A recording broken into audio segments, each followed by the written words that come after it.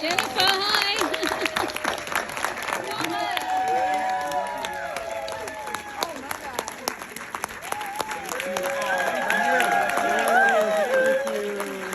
Great job. Trustee with the director. Truly, I don't know, grateful and sort of centered in, I don't know, I feel like the idea when I got the call that Bruce Cohen called me and said that, first of all, here were the words. The words were, Colman, on behalf of President Barack Obama, Michelle Obama, Harry Brown, and our phenomenal director, George C. Wolfe, we would like to invite you to be our buyer. Wow. Those were the words, and they ring in my ears. And I just felt, honestly, at that moment, more than anything, I just felt extraordinary amounts of gratitude. He's truly one of my personal heroes, and you know, any actor worth his salt would hope and wish that their path has led them to give everything they could to, I don't know, create a bit of their spirit and give it to people. So it meant the world to me. So, and it still does. It's, I know it's an incredible time because I get to do. In this, working with this man, he allowed me to give everything I could. You know, it's those rare roles where you feel like I can give everything possibly, and he's going to wring it all out of me and challenge me and help me interrogate this work. So it felt like part of my life's work, to be honest. Wow. You played it as if it was meant to be, and you could sense that in your portrayal, how passionate you were about the character and the role. I felt like it was destined.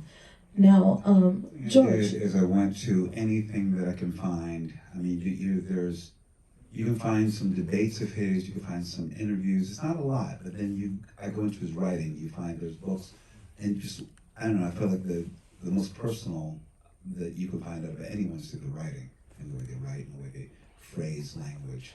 And so I looked at a lot of that. And then imagery, the way he moved his hands, the way he stood, and also because it was really building a bit of a character, because he was a bit of a character. He was a little outsized in a way. He had a mid-Atlantic standard accent of his own creation. And sounded like Katharine Hepburn at times. You know, in different interviews, you're like, wait a minute, what is this sound? He's from Westchester, Pennsylvania. What is that? But I found out that he sort of gave himself this accent. He gave himself that liberty and that freedom. He freed himself in such an extraordinary way. He had his own accent and moved through spaces. So George and I wanted to make sure that we sort of calibrated and really used that as a device in certain scenes. Certain scenes, it's a bit more florid and eloquent. If he wants to game the room, sometimes it sort of falls apart when he's vulnerable. But I feel like, and he's got a very sort of thin, reedier voice. His voice is pitched maybe 3 octaves higher than mine. And so, really, at times he's a bit more, you know, and you're like, wow, that's a lot to maintain for an entire character arc. And you want to make sure, we wanted to make sure that George really guided me to make sure it was a bit closer to me. So it was still very honest, you know, and not feeling like it wasn't in our intention to mimic him in any way, but really find his spirit and find all those things. So a lot went into that. And then I had the prosthetics, and that also it was a great opportunity because he did have a very slight lisp. And so once I put in the prosthetics, and I put him in at least an hour and a half before my set call, it really did. And then, you know, all the writing that Julian Brees and Justin Lance Black gave me as well, which was such potent, you know, fiery language that I had to really work through, and he had to speak with alacrity, you know what I mean, purpose and fire and fuel. So that was another thing in the toolbox that we needed. So it was lots of things, building blocks. And then the thing that I think that we really tried to achieve, and this is what George says a lot, is that sense of purpose and also vulnerability. Because George, truly loving, says you can't act vulnerability, but he created these spaces with a rehearsal that gave me a lot from my toolbox.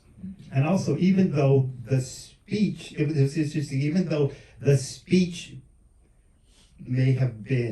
his speech may have been effective, it was always done with, as you said, with such purpose and with such truth.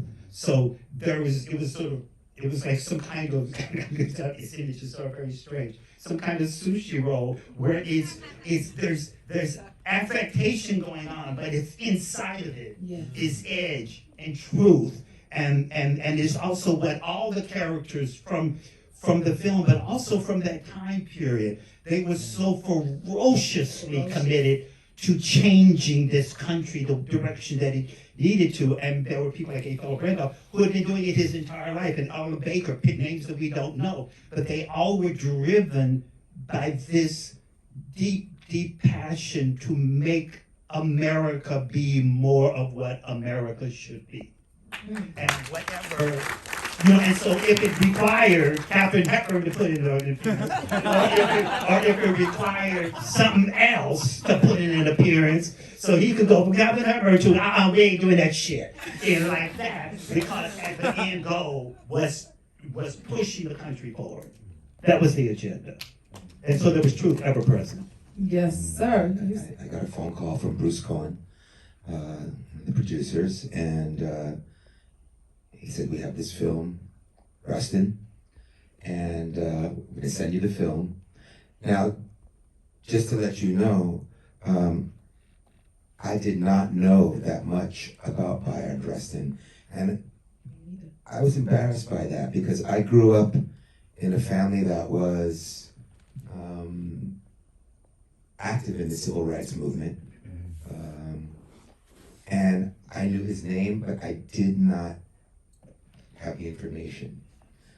So I said, this is so important, because if I don't know, and I grew up around this, there must be so many people that have no idea who this man is and what he did. So I watched the film, which I was blown away by. I've known these two gentlemen. I've known George since I was 17, and I've known Colman since we did The Butler with Lee Daniels, however many years ago that was. And so I have my two friends who are in this, coincidentally, and I knew that I needed to be a part of this. And the first thing I heard after I watched the film, and I had to make a decision because I was in Paris at the time, where I live, and I was finishing my album. I had all these deadlines, and I technically didn't have the time to do this, right? And I heard my mother's voice say, you have to do this, right? So I stopped everything that I was doing. You don't get an opportunity like this all the time. Yes, somebody can call you to say, we'd like you to write a song for a film, but it's what this film was about. And that's what my mother and my family was about. So I spoke with George. He had the idea about the trombones, which you hear in the beginning, which really set the tone. These trombone choirs that you have in the Carolinas that play hymns, gospel music. He knew that he wanted that.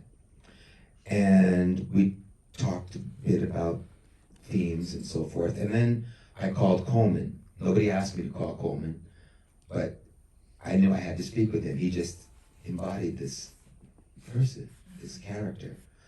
And he said to me, he thought for a moment and said, it's about the work. That was it. And I completely understood what he meant, especially with, as you all just saw, at the end, when he could have had his moment of glory, going to the White House, he went to the work, right? Continued doing the work. And that gave me everything I needed. So now, what am I going to do? I meditated on it. I prayed on it.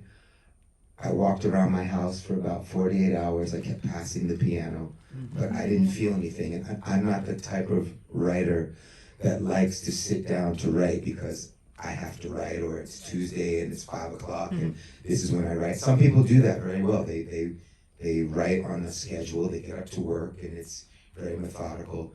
For me, I'm merely an antenna. I'm here to pick up whatever it is I'm supposed to receive. And that's how I like to work. Then I put all of the work in. But I want to receive something that's very pure. I want to stay out of the way. I want my ideas, my ego, my thoughts. I don't want that to be involved. And after about 2 days, I felt something. and I walked up to the piano and I put my hands down and I hit that first chord and it came. And it was beautiful, and I wrote the song. Now, I finished the song, and I thought, well, this is nice. I'm finished. I sang. I cut the track in my house, which has a studio, so I played the instruments. I called the gospel choir, which was a feat unto itself, finding a gospel choir in Paris. I did not know that there was one, and I thought I'd have to get on a plane and go to New York. There was this gospel choir who, if you've heard the song, you heard it at the end, but if you've heard the whole track, which is a bit longer, they were absolutely incredible and powerful. The only thing we had to work on was the accent, right? And we got that. So I turned it in to George, Yes. thinking, here it is. And George said, well, not so fast. I was wondering what George's thoughts were. Well, George has many thoughts, and as he should. He's brilliant, and it's his film and his vision, and I was here to be of service. And so anyway, the things came down to things like, I understand what you're saying here, but I'm not really feeling that sentence or that word. Or is there another way to say what you just said? Because I feel this could be more, clear or using to.